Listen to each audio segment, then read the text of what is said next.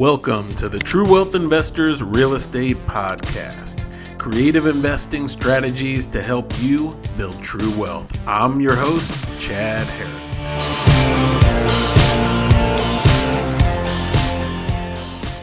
So today, the focus of this group every month is buying without banks and looking for creative ways to do the financing of our deals.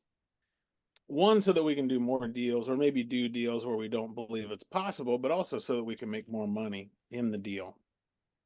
And so today we are interviewing Cedric Pashi and just talking through his experience and his story and some of the deals that he's done, and then talking about if creative financing would have been beneficial or not, or whether he used it. I don't know how he financed the specific deal yet.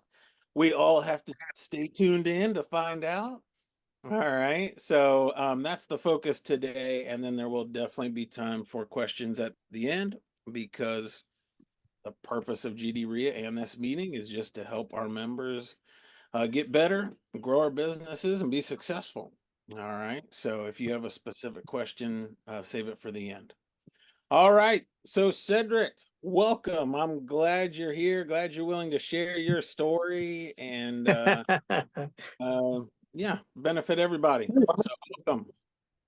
Chad, thank you. Thank you very much for having me. And before we get started and jump into my story, I just want to say that networking and relationships and education are very important in in your investing journey. And I hope that you get to hear some of those things as I talk a little bit about my story. Just to be completely transparent with everybody, this is actually the first time I've really talked about my story. So I'm super excited for that. A bit nervous, but hopefully you can learn some things from my journey. And just like Sean and Chad and everybody has said, learn a lot from mistakes. You learn a lot from the mistakes of other people, and hopefully you can avoid those mistakes in your own journey. So thank you for That's having me. awesome. So yeah, that's a really interesting point, Cedric, that you haven't shared your story. Um, and I know a lot of real estate investors struggle with sharing their story.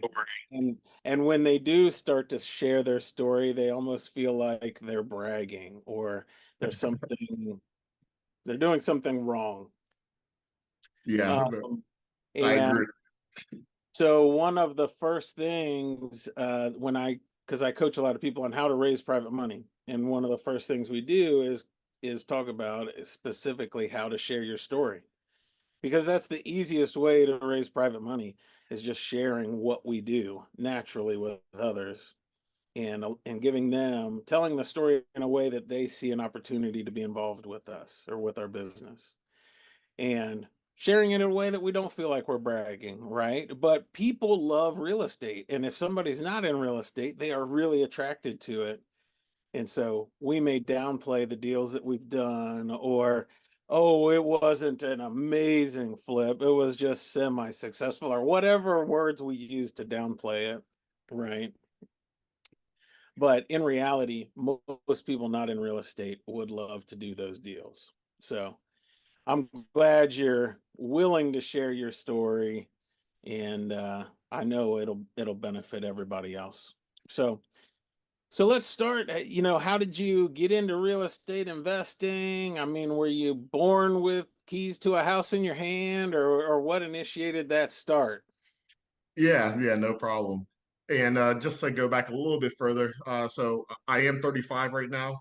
My investing journey started when I was about 22.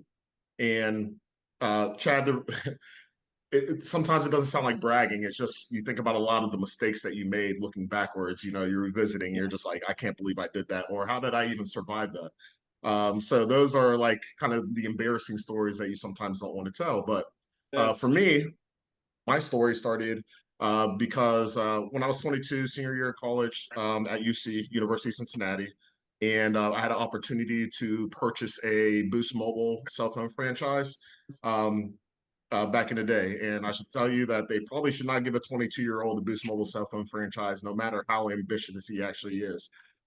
So after slugging through that for a year, luckily somebody out of Indianapolis, operator out of Indianapolis. He was buying up a bunch of Boost Mobile cell phone franchises in Cincinnati. And so I ended up selling my store for a little bit of profit. But after that, I didn't have anything to do. I actually hadn't finished school at that time. I did go back and get my degree, but I hadn't finished school at that time. I hadn't had a quote unquote job since maybe my sophomore or junior year of college. And so when I was looking around, I had a friend that invited me to a seminar. And it was one of those seminars where they gave you just a little bit of information and then they want you to sign up for classes and things of that sort. So I did not sign up for classes because at that point I had just gotten through just working all day, every day in the cell phone store by myself, with a friend here and there, but basically by myself. And I was unwilling to pay for that education at that point. And that's probably one of the first mistakes I started with. Mm, But just to let you guys know, back in the day, it was just a little bit of information. It wasn't as much information as people are willing to give now to help you on your journey. And so that got me into real estate when I first got started. It was just something just clicked when I went to that seminar. I was like, real estate, this 100% makes sense. Nobody that I knew before that was invested in real estate. My parents weren't investors. They were 9-to-5ers, educators, PhDs. Um, the people that I was hanging around, they were kind of going down the educational path, doctors, attorneys, engineers, and things of that sort. So nobody was talking about entrepreneurship and nobody was talking about real estate. But when I went to that seminar, it just resonated with me. And I was like, I need to go down this path. that's awesome. So once you, I'm sure you started talking about it a lot when you caught that bug. And given that everybody you were around wasn't on that same path or trajectory, what did they think when you suddenly were so interested in real estate? Yeah, no problem. So you guys have to, one thing you have to understand is this was before the HGTV days. I believe at that point, maybe Storage Wars was starting to get popular and people were buying storage units, but they weren't really buying houses. They weren't seeing the processes and things of that sort. So a lot of the people around me were, one, very confused on what it meant to be a real estate investor or what it meant to buy real estate. And then secondly, even though I had sold that Boost Mobile store, again, it wasn't for a lot of money. And they said, you do not have the money to do this. You don't have the experience to do this. Are you sure this is the path that you want to go? You just worked hard for, a year and a half, and all of a sudden you're going to throw yourself into something that you don't know. But I was, after that seminar, I was 100% determined to go down this path in real estate. And no matter what anybody said around me, I was like, I'm doing this and I'm going to go until I figure it out. Yeah. And what was when you had that vision for what you were going to do, what was the purpose or what were you really chasing? Oh, Was it freedom, financial okay? freedom. And that purpose has evolved over the years. Just as you've heard from Chad, Sean, and some others of their stories, you kind of first start out for financial freedom. You start out with the purpose is you. It's kind of a selfish purpose at that time, especially when you're 22. It's like I want the car so I can travel, I can do this, I can fly this person out, I can do this, and I can have a bunch of fun. And then that really kind of started out as the initial purpose. But as I've gotten older and more mature, depending on who you talk to, then my purpose has kind of changed to, I'm not just buying real estate from me. I'm also, if I'm flipping a house, I'm providing this housing for a family that might not have this quality of housing. If I'm doing rentals and I have a lot of Section 8, I don't have a lot, but I have some Section 8 rentals and I have other rental housing. It's like I'm providing a house for a family to grow up in, a family that can't necessarily purchase their own house. They don't have the means to do that, but they're depending on me to provide housing for them. So my purpose has really changed from something that was really self-centered and for me to really now for everybody else and just being a true housing provider, not a slumlord, but a true housing provider. Yeah, that's sure. And I mean, I believe that housing really does have a big impact on families, right? Yep. And not only the quality of the house, but the quality of the service of the manager. And if the family's in stress due to the property management, that's an issue, right? And Yep. so it really can impact families.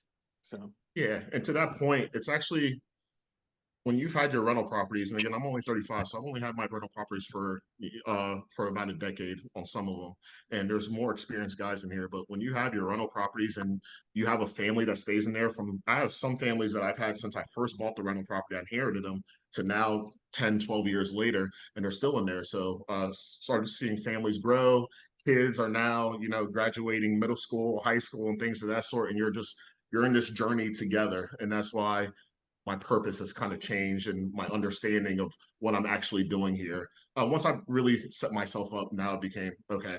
I'm really providing something here, and that became very important to me. Sure. I love that. So what were when you got your first start, what were the initial deals you were Yeah, working? What was the first deal? I think it's important for me to tell you at this time. So I sold the store, and I had a little bit of money, and how I actually started was wholesaling. Um, what I like about wholesaling is that it puts you do a little bit of everything, no matter what direction that you go in as an investor. Wholesaling, you do a little bit of everything. What they don't tell you is how hard the work is when you're wholesaling. You're really hustling, bustling, networking, meeting families, meeting homeowners that are going through stressful situations and things of that sort. And you just have to have a certain understanding and temperament in order to really be able to have those conversations with the homeowners that need to sell their home. So I started out with wholesaling, and as I started wholesaling, first I started out doing it myself. I did it for a little bit, and I said, okay, I'm doing a deal here and there, but I know there's a better way to do this. And so this is where networking comes into play. So that's when I actually joined RIA at that time, and I started to take some of the classes that I initially wanted to take. I said, if I need to Mm, do this better, I need to educate myself. And then the second part of that is not only educating myself, also taking what I've learned and also applying it myself. So we'll get into that a little bit later. But I actually started as a wholesaler. And so I started making calls. I started putting out the bandit signs. This was kind of before social media was going on. Um, and I did that myself, was only doing a couple of deals. And then I said, you know what, there has to be a better way to do this. And so I actually started helping another investor with his wholesaling business, an individual investor. His name is Michael Black. I'm sure he won't mind me dropping his name, but I'm so thankful for that first business relationship that I had, where I could really help him. And I wasn't getting paid much, if anything at all, but it allowed me to really start diving in and seeing what systems were needed in order to really make this a long-term thing. sure. So now I mean, to be successful in wholesaling, you have to be good at marketing, right? You're Yeah. going to have to find the seller Yep. and be able to serve them and help them. Do you feel like those skills have transferred to what you're doing now, even though you're not wholesaling? Yeah. Like I said, it's kind of the foundation for everything else, but there's a couple of foundational truths that I found at no matter what level of real estate I've worked at. And part of that is the conversations that you have to have and the emotional intelligence that you have to really like read the room and understand the different options that are available to the homeowner. Again, for me, my purpose has changed where it's like I'm looking out for my best interest to I want to create win-win opportunities here. And so a lot of those skills that I developed during wholesaling, who I need to talk to, who I need to reach out to, what are the possible solutions, what are the possible exit strategies, uh, those were developed during wholesaling. But there was a piece that I was kind of missing, and it was this creative piece that really, Chad, that you and your podcast and the Buying Without Banks, this is what you're teaching people. So there was no program like this, and there was no opportunity to learn in this fashion from somebody that has done it. And so I kind of went a more traditional route of borrowing money from the banks and things of that sort when I first got started in my journey. Okay, sure. And I'm curious, let's say the tactics that you used to find deals then do they still work now? Yeah, a lot of people are struggling to find deals now. Do you feel like those still work? I actually still do a lot of the same tactics that I used to do. I just do it in a different capacity, and I'll talk about that a little bit at the end. But for me, it's what they used to call guerrilla marketing. where you are putting out the banner signs, you're putting flyers on the door, you're taking cold calls, cold texts now.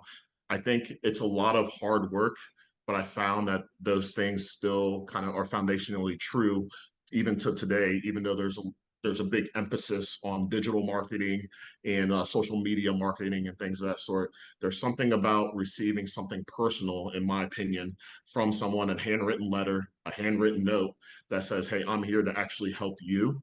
And I think I want to make sure that you understand all the options that you have available.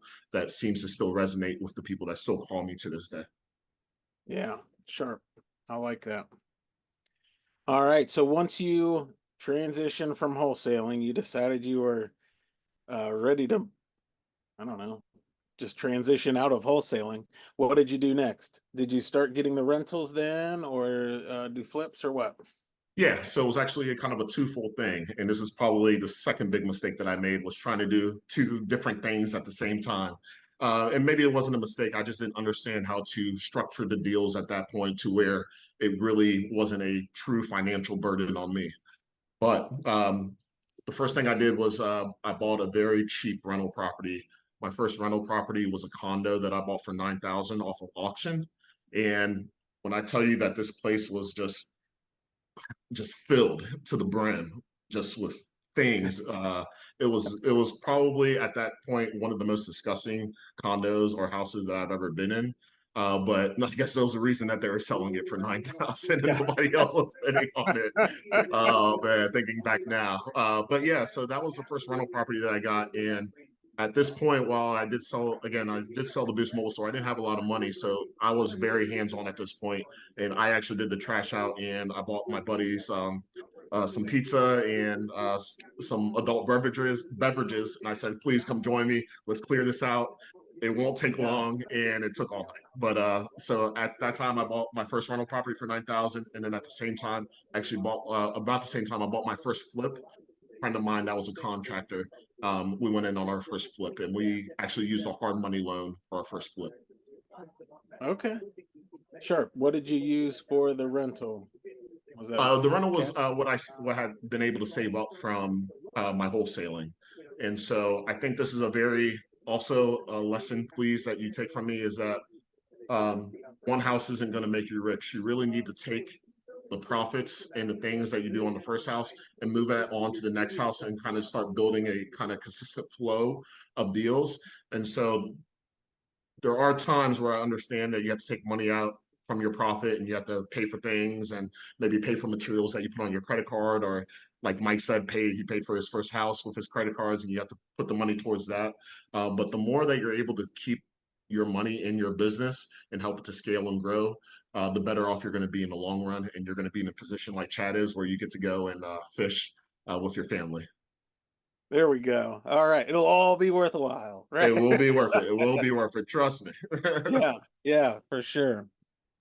All right. So, when you funded the flip with the hard money loan, what were the rates on it? Yeah, and I knew that question was coming, and I'm not prepared for what it was. I believe it was between 12 and 15% on a hard money loan.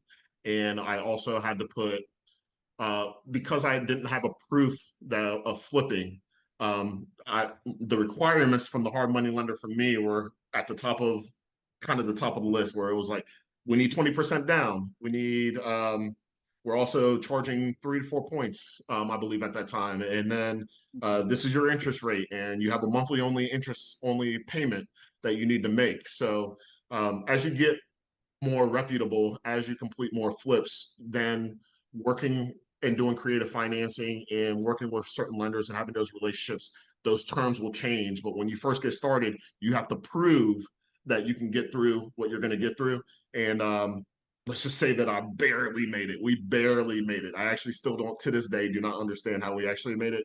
But it was a lot of lessons learned in that regards. But yep, that's how we funded our first flip. Okay, sure. And so, yeah, give us the details of that first flip. Was it cosmetic? Was it a massive rehab? What was the deal like? Yeah, I got you. This was actually very what I would consider cosmetic at this time. At the time, it felt like it was a huge rehab, but there was nothing structurally wrong with the place. It was in the College Hill area in Cincinnati, which is like a middle income type of area. And the house really, it needed just updated kitchen, updated bathrooms. None of the major repairs need to be made as far as a new roof, foundation, any major plumbing, any major HVAC, any major electrical. So to me, it was more like a what I would consider a cosmetic flip. But again, this was my first flip, so it felt like this was the biggest flip Right. in the world ever. Yeah. And but yeah, so luckily for me and why I teamed up with my buddy, I don't think he'd mind me dropping his name. His name's Chuck Russell of Russell Property Solutions. He's a general contractor. But what supported me in that journey was the fact that I did have somebody that was extremely knowledgeable on that side. And I got to we complemented each other's skill set. So I got to kind of manage the money, manage the project, and he really dived down into this is how much the repair is going to cost, and this is what needs to happen. Oh, this popped up in the middle of our rehab. It's okay. This is the solution, but this is how much it's going to cost. So having somebody in that support now looking back was absolutely huge in my first rehab. Yeah. So how did the rehab go? Was it on estimate? Was it over? Where did we end up? Yeah. So we had initially allocated about 20,000 for the first rehab, and we ended up at 35,000. And part of that were unforeseen issues, and part of that also was material costs. One of the early lessons that I learned is that you need to look at the area and look at the comps in the area and do your rehab so it fits what other houses are selling for versus kind of what you have in your mind and what you would like. So let's just say that there was a little bit of over improvement on the materials that I chose, but again, just another lesson learned. Luckily for us, this was kind of at the start where you could purchase a property and really didn't do much, but the values were really starting to explode. This was before COVID, but the values were really starting to explode at that point. You could kind of see it, what was going on with the property values. So we were able to make it up on the back end. And when we sold that property, we actually walked away with 17,000 in total. And so we were able to split that. And you know what? It just, even though it was a challenging experience, to me, it was just confirmation of what I had felt when I went to that seminar of this is the path for me. Yeah, that's awesome.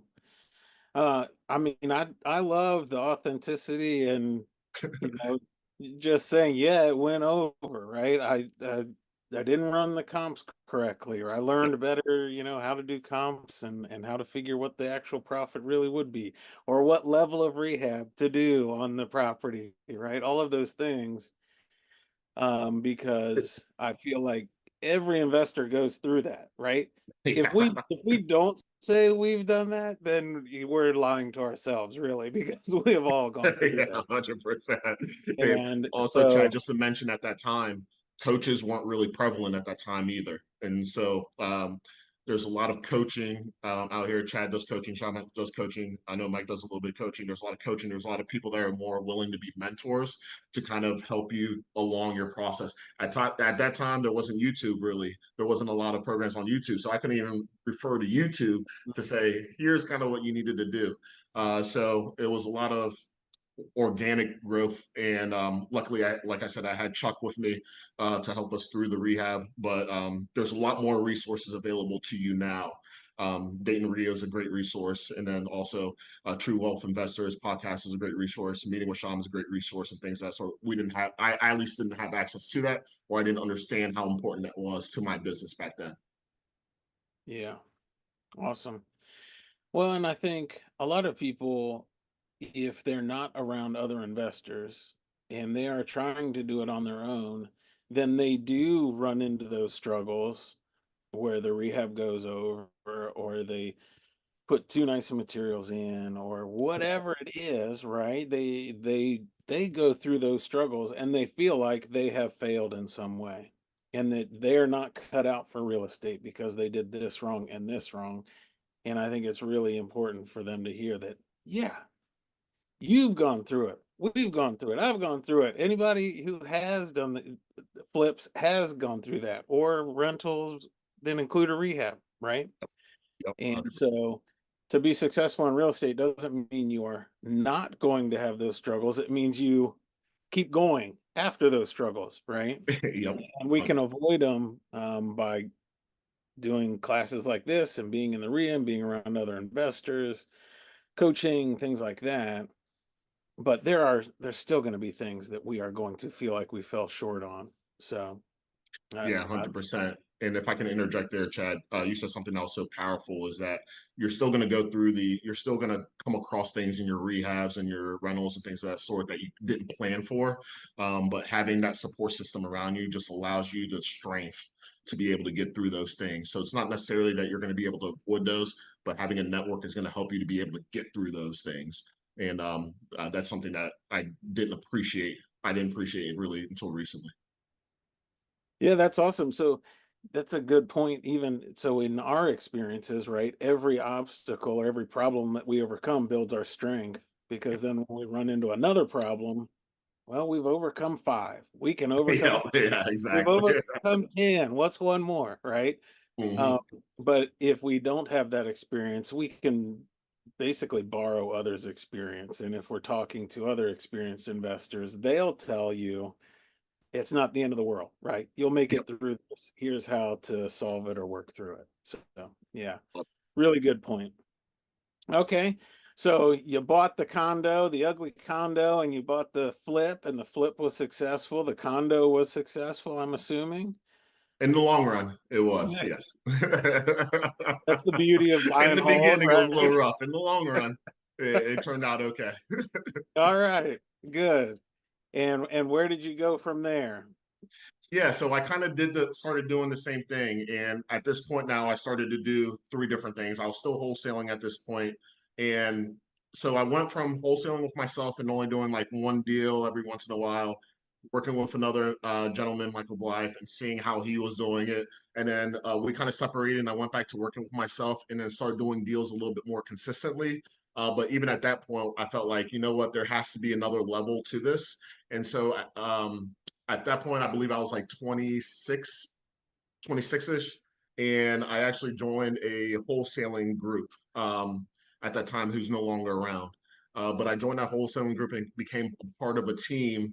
And so how that helped me was I got to go through and really like at a high level do a lot of the activities and I could just concentrate on my one thing.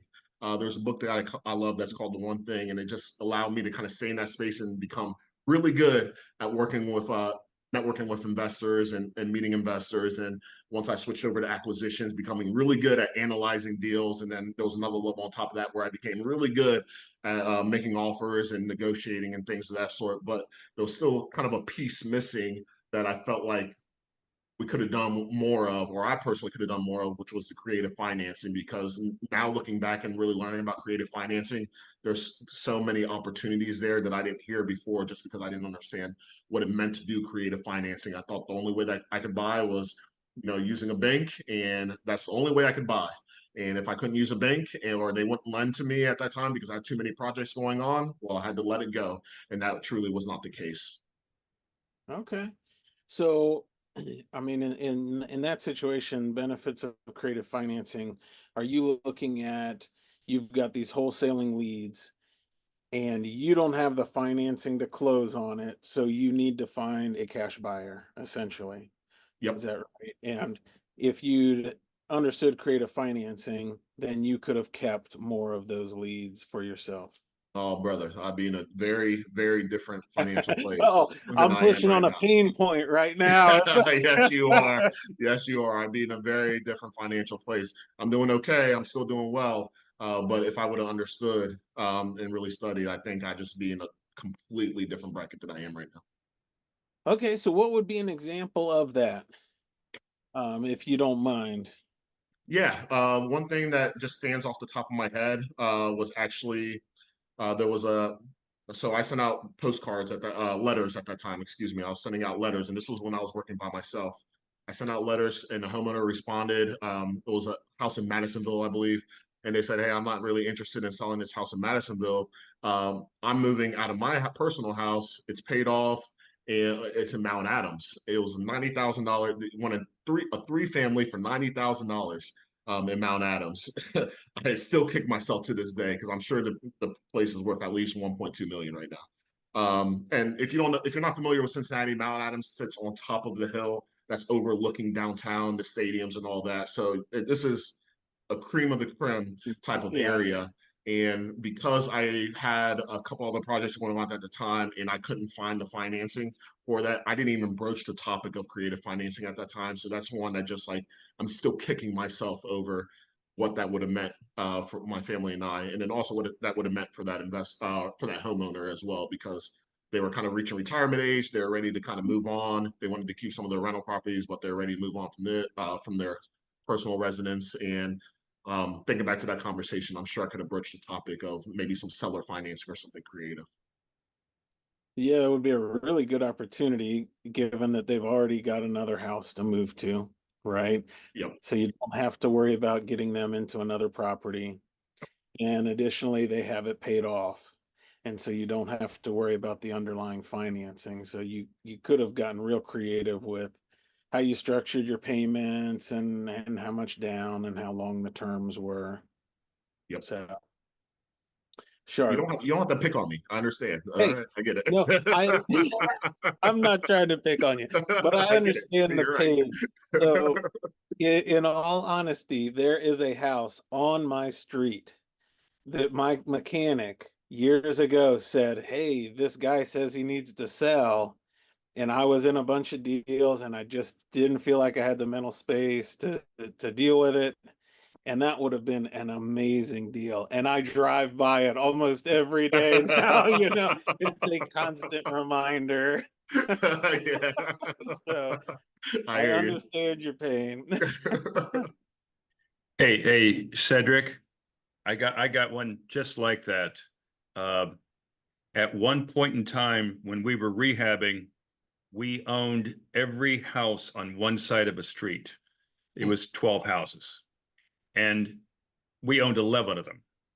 And one of the ones came up. It was just lucky, and I said, I just can't. I'm sorry. I'm maxed. We're maxed here. We can't do anything else. We'd got some done. We had some for sale. We were in the process. We only really had 3 rehabs going at the same time. And I still think to myself, if I had just had an extra hour of the day, I could have gotten all the houses on one side of the street. That would have been And it's beautiful. not. Yep. It's not like it was. It was just like, boy, wouldn't that be nice to have been able to say I helped an entire neighborhood. I will tell you one thing.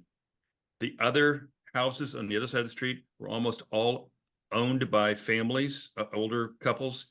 And after we got done, we really improved the neighborhood. They were all out cutting their grass. We had flowers and everything, and they were all thanking us for it.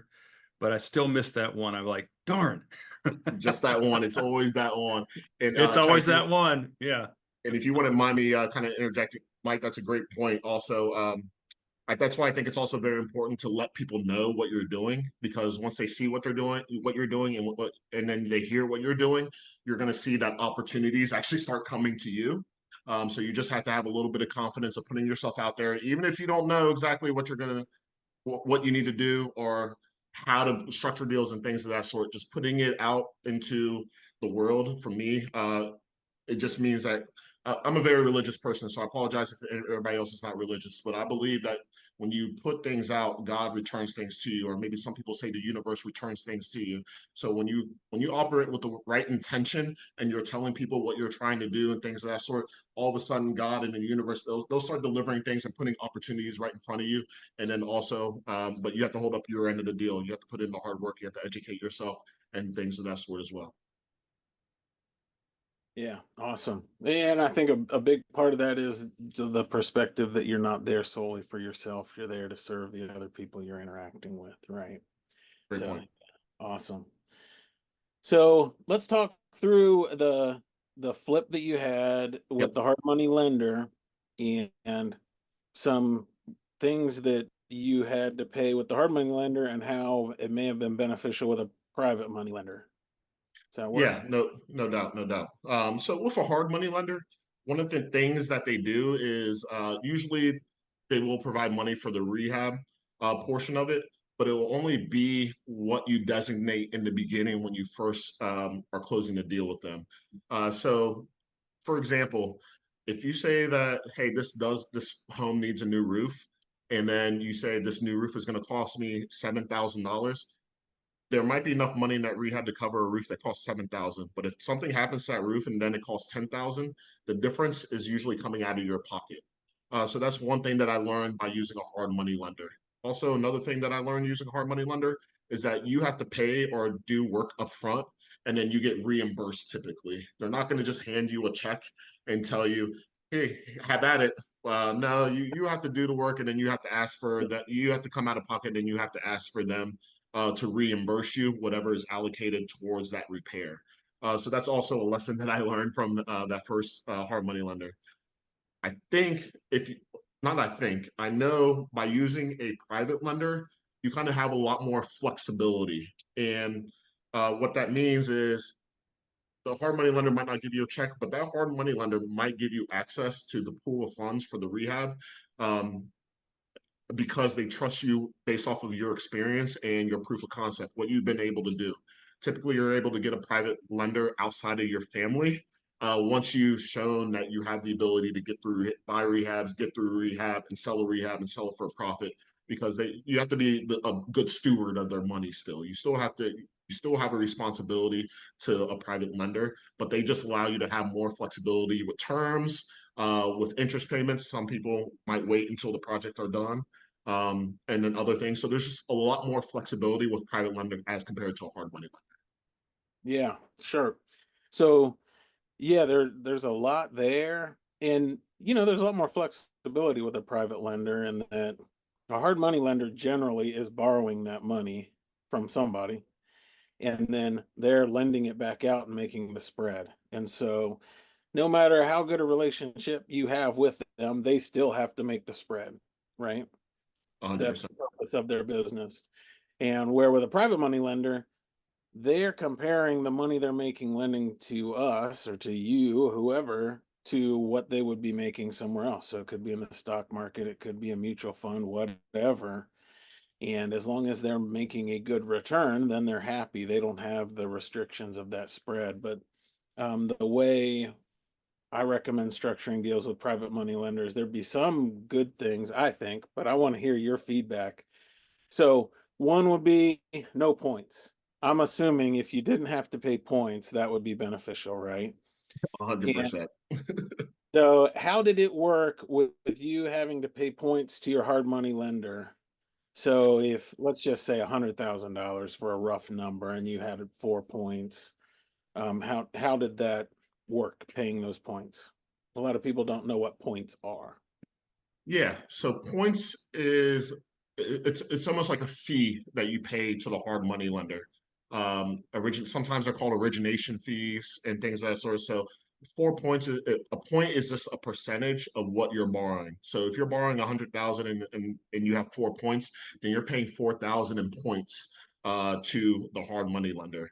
And any fees, any expenses that you pay out, that means that it's less money to you at the end of the deal, or it costs you money. So there's just a lot of expenses, different expenses when it comes to a hard money lender that seem to be added on to the loan because their fiduciary responsibility is to the people that they borrow money from, and then they also have to make money as well. So just like Chad had just said, even if you have a great relationship, there's always going to be some type of points or fees that you have to pay to a hard money lender, and then also some type of interest that you have to pay because they have to pay somebody else as well.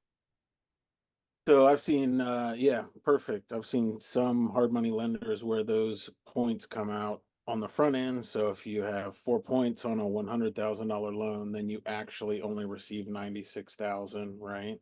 Yep. They keep that 4%. I've seen, but you're paying interest on the 100. But I've seen other lenders that like to leave those points in. And so if you take a $100,000 loan and there's 4 points, you receive $100,000, but now the balance of the loan is $104,000 and you're paying interest on $104,000. So there's a couple different ways that I've seen them use the points. Yep. But with private lenders, it is obviously financially beneficial not to have those points. If we get a $100,000 loan, we receive $100,000 and we're paying interest on $100,000. Exactly. Yeah, so Exactly. that's a benefit. You had mentioned, well, your interest rates were 12% plus, right? Yep. Somewhere in there. And that's because they have to have that spread with their underlying financing, right? Yep. And with private lenders, we're comparing the return they're going to get to the stock market or mutual fund, so we can pay 6 to 8%, something like that, and they're happy. So that's obviously beneficial. Yep. You had mentioned with your hard money lender, you had interest only payments while you were doing the rehab. Yep. And this is a stupid question, but was that rehab providing you any cash flow while you were doing it? Zero cash flow while you're doing the rehab. So the purpose of the hard money loan, or if you're going to use a hard money loan, or if you have used a hard money loan, you have to get in and out as quickly as possible because those interest only payments add up. Not only does it reduce your profit, but also it reduces the amount of cash that you have available to actually get through the rehab. So the longer you take on a hard money loan, the money that you have just continues to shrink, almost to the point where if you take close to a year, you might not have any profit. As a matter of fact, you might owe money. So it's not a Yeah. situation that you really want to put yourself in if there's other options available. Yeah, that's a really good point. And I was having a debate with one guy recently, and I was saying, well, if you're doing a rehab on a flip and that flip isn't generating you any money while you're doing the rehab, but you still have to spend the whatever it is, let's say $1,000 a month in interest payments, that's not a good thing, right? Because that's just hurting our cash flow. We're having negative cash flow while we're doing it. He was arguing, well, what's the difference? You spend it each month or you spend it at the end. And that's all fine and dandy in a one deal. But if you're doing 3 flips at a time, Yeah. that's a really big deal to have $3,000 a month going out with no cash flow, right? Or if you're doing 5 flips at a time, right? That becomes a really big deal quick. Yes, they So do. Yes, they do. Chad, I think it's very important for us to say, though, that there are some situations where a hard money loan might either be your only option or it might actually make sense for you. So I don't want to yeah, disparage hard money loans and say never do a hard money loan. I'm just saying if you do have the opportunity to do another option that might be more financially beneficial for you, please explore that other option. Please learn how to do those other options. But there is a time and there is a place for hard money lending. And just to be completely transparent, I still sometimes use hard money lending, but only when it makes sense. yeah, yeah, perfect. I'm glad you did clarify that. Yeah. And I'm not trying to disparage it either, right? I'm just It kind of saying, sounded like you were. oh, it did? I am 100% saying that if we are able to put in the effort to raise money from a private lender, it does benefit us. I So, 100% agree with you there. uh, but it is not at all a negative if we choose to use hard money, right? You I 100% agree. successfully funded your flip with hard money and made profit. So Yep. that's a good deal. All right, awesome.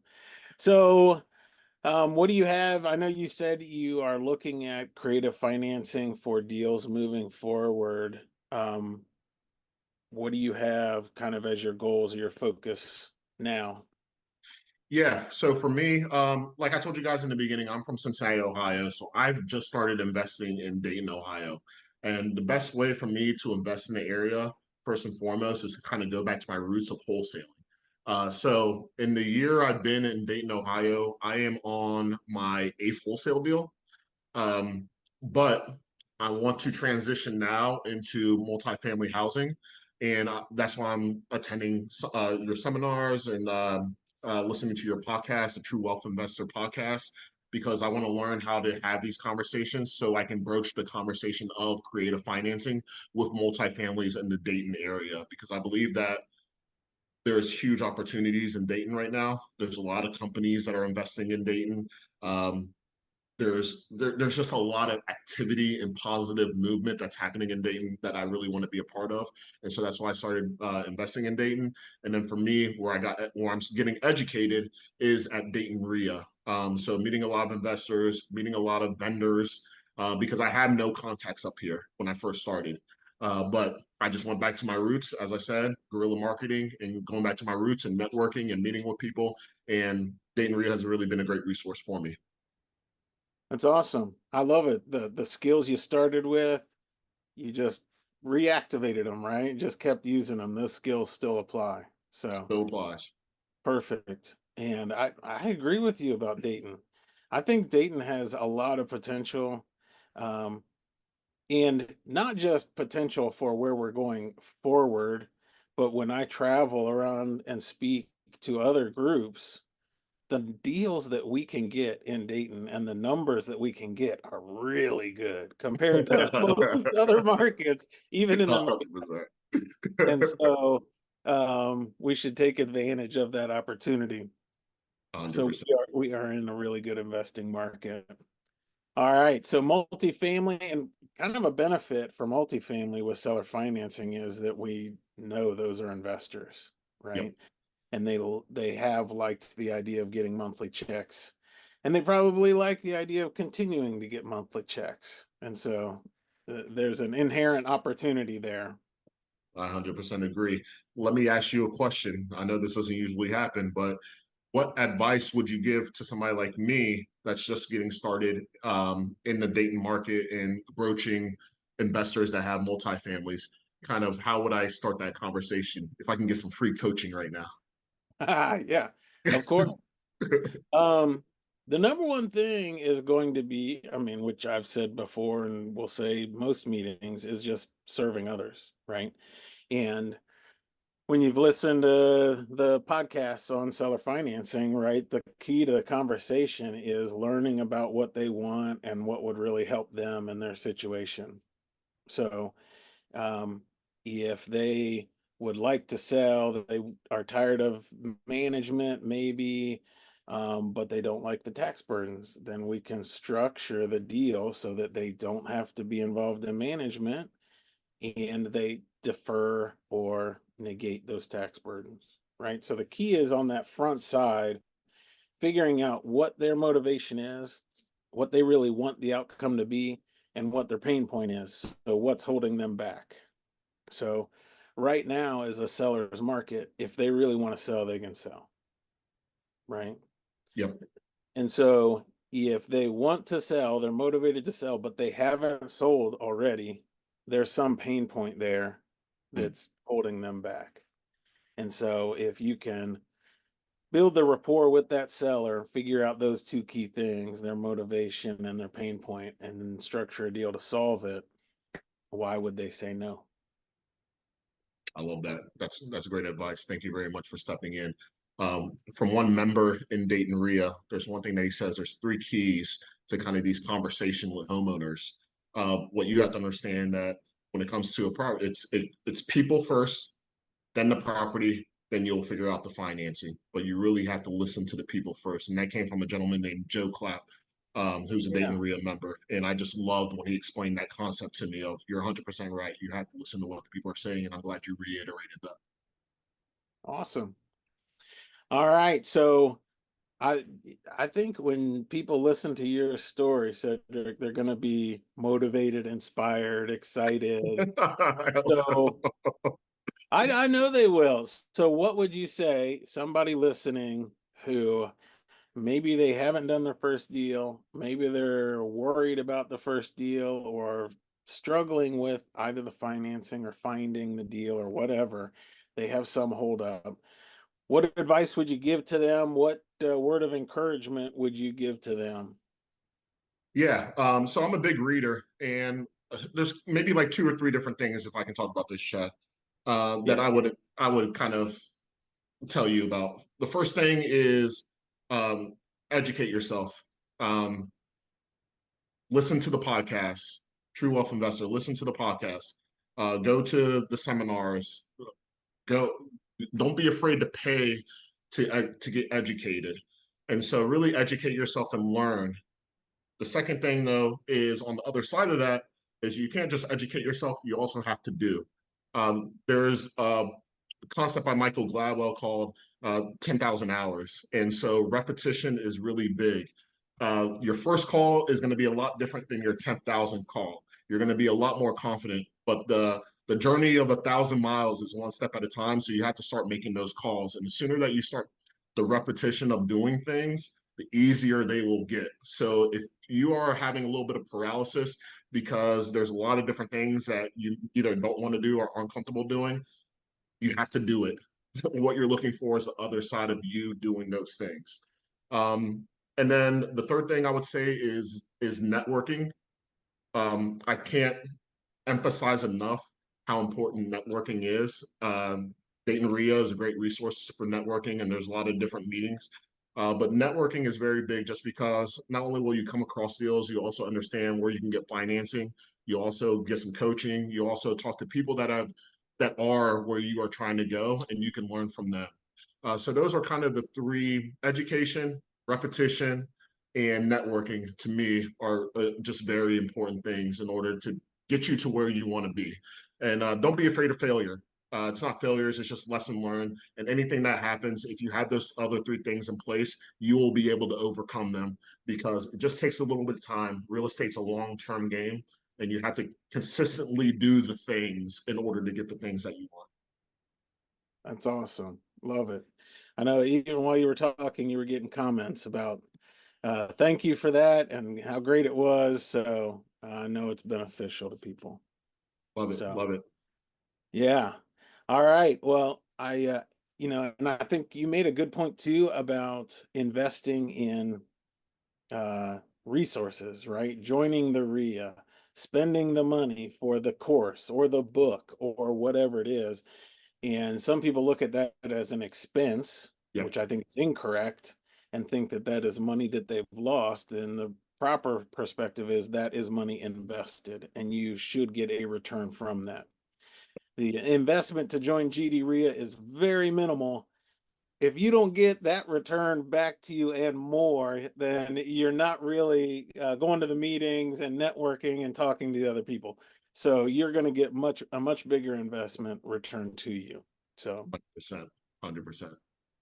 All right. Well, I really appreciate it. I love this interview and appreciate you being willing to share your story.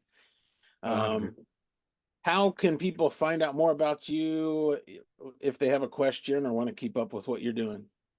Yeah, and thank you very much for the platform, first of all, and thank you everybody that's on this seminar or webinar for allowing me to talk a little bit about my story. Trust me, I still have a long way to go. I still don't know everything, and I'm still leveraging the things that I'm telling you about. I'm still doing those things, and I'm still learning myself. So I just encourage you to kind of take the next steps in your own personal journey. But for me, if you want to follow my journey, it hasn't been something that I've usually shared, but I'm starting to share. And I'm not only just sharing my journey, I'm also sharing some of the resources that I use in my own business. And one of the resources is I have a virtual assistant agency that I use. They're the ones that make the phone calls for me, and they really define and refine my systems in order for me to do consistently the things that I need to do deals. And so we have a Facebook page. It's called CEVA Solutions, CEVA, CEVA Solutions. So please follow us on Facebook. On there, I will talk a lot about the different platforms, the different softwares that I'll be using. We don't have anything at this very moment that's on there, but we will start putting that information starting next week. So you'll start seeing some things drop on there, and I'll also have an email list on there as well. So CEVA Solutions on Facebook is the best way to find me and then continue to watch me in my journey. And I'm here. I'm also part of Dayton RIA. So you'll see me at Dayton RIA meetings. So please, if you haven't attended, please come in and feel free to come in and talk to me. I will give you any advice and wisdom that I can share with you. I am more than willing to help. There's enough for all of us to go around for everybody. So I'm not a person that's going to hide anything. I might even tell you, if you learn about something, please tell me. I think we can all learn from each other. But you can find me at CEVA Solutions on Facebook. Awesome. We are adding new episodes every week, so make sure and subscribe and check out all of our content at truewealthinvestors.com.